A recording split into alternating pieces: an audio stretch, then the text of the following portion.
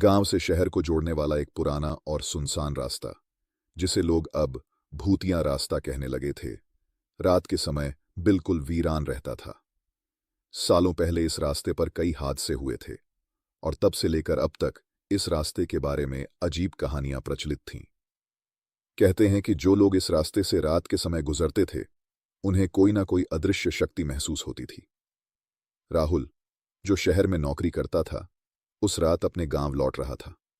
दिन ढल चुका था और आसमान में काले बादल छाए हुए थे। बारिश की हल्की बूंदें गिरने लगी थीं और ठंडी हवा चल रही थी। राहुल की गाड़ी में अकेला था।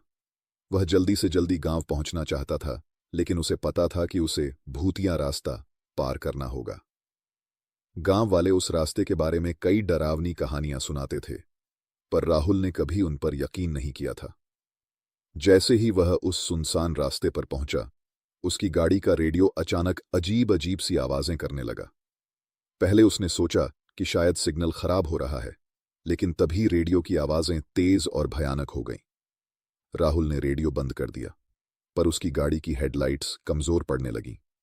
तभी अचानक उसे सड़क के किनारे एक सफेद साड़ी में लिपटी हुई औरत दिखाई दी। वह बारिश में भीग रही थी और उसका चेहरा झुका हुआ था। राहुल ने गाड़ी धीमी की और सोचा कि शायद वह मदद मांग रही हो। जैसे ही उसने गाड़ी रोकी और शीशा नीचे किया, वह औरत बिना कुछ कहे उसकी ओर चलने लगी। उसका चेहरा अब भी राहुल का दिल तेजी से धड़कने लगा और उसे महसूस हुआ कि कुछ बहुत ही गलत हो रहा है। उसने गाड़ी का शीशा तुरंत ऊपर कर लिया और गाड़ी तेजी से आगे बढ़ा दी। पर वो औरत गाड़ी के साथ साथ चलने लगी, बिना दौड़े, बिना पैर जमीन पर रखे। उसके शरीर की हलचल एकदम अस्वाभाविक थी। राहुल की सांसें तेज हो गईं और वह गाड़ी को और तेज चलाने लगा। तभी गाड़ी का इंजन अचानक बंद हो गया। राहुल ने ब्रेक पर पैर रखा, पर गाड़ी वहीं रुक गई। बाहर बारिश की बूंदें उसकी गाड़ी की छत पर जोर जोर से गिरने लगीं। राहुल ने इग्निशन फिर से चालू करने की कोशिश की, पर गाड़ी नहीं चली। उसने अचानक अपने पास की खिड़की से देखा। वही औरत अब उसकी खिड़की के पास खड़ी थी। उसका चेहरा अब भी ढका हुआ था। तभी उसने धीरे धीरे अपना चेहरा ऊपर उठाया। राहुल ने जैसे ही उसका चेहरा देखा, उसकी चीख निकल गई। उसका चेहरा विकृत था, आंखें एकदम काली और गहरी थीं, जैसे कोई भूतिया छाया। वह औरत बिना कुछ कहे उसकी खिड़की पर अपने नाखून मारने लगी। उसके लंबे और नुकीले नाखून कांच पर खौफनाक आवाजें पैदा कर रहे थे। राहुल का दिल डर से धड़कने लगा। वह गाड़ी से बाहर निकलकर दौड़ने लगा। राहुल ने जितना तेज दौड़ सकता था उतना दौड़ा, पर अजीब बात यह थी कि सड़क कभी खत्म नहीं हो रही थी। वो जितनी दूर दौड़ता, उसे लगता कि वह वहीं का वहीं है। उसे अब लगने लगा था कि वह इस रास्ते से कभी बाहर नहीं निकल पाएगा। पीछे से उसे फिर वही औरत की हंसी सुनाई देने लगी, एक भयानक, ठंडी हंसी। राहुल ने पीछे मुड़कर देखा, पर अब वहां कोई नहीं था। तभी अचानक उसे सड़क के किनारे एक टूटा हुआ पुराना मंदिर दिखा।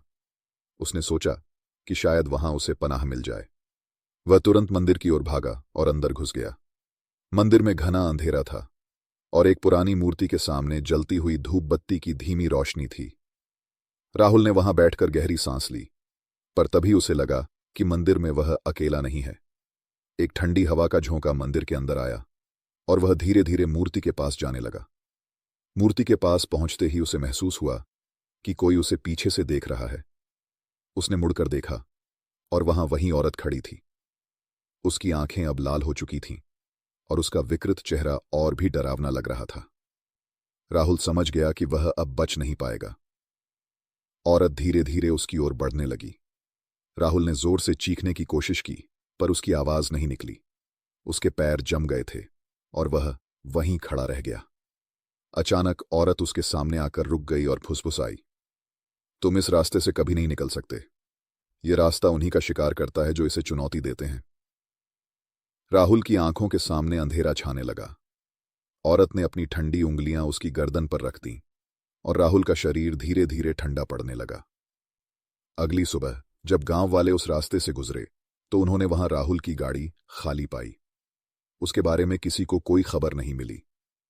भूतिया रास्ता की कहानियां और भी ज्यादा डरावनी हो गईं और अब गांव वाले कहते हैं कि जो कोई भी उस रास्ते से गुजरता है, वह कभी लौट कर नहीं आता।